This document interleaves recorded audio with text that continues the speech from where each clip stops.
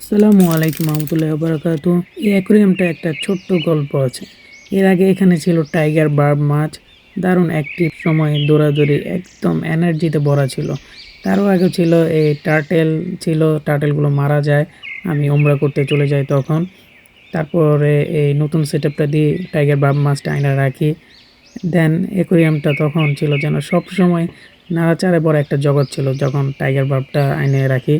কিন্তু সময়ের সাথে সাথে মনে হলো একটু শান্তি দরকার, আর তখনই সিদ্ধান্ত নিলাম নতুন গোল্ডফিশ আনবো। আজ দেখুন, এই শান্ত সুন্দর গোল্ডফিশ যখন অ্যাকুরিয়াম সাঁতার কাটছে, পুরো পরিবেশটা বদলে গেছে। ওদের নরম মুভমেন্ট, ধীরগতির সাঁতার, মনটাই শান্ত হয়ে যায়। টাইগার বার্ব ছিল অ্যাকশন, আর গোল্ডফিশ হলো শান্তির প্রতীক। অ্যাকোয়ারিয়াম শুধু মাছ না, এটা আসলে মনের একটা ছোট পৃথিবী। আজ সেই পৃথিবী একটু বেশি শান্ত, একটু বেশি সুন্দর। আজকে এইটুকুই। খোদা হাফেজ।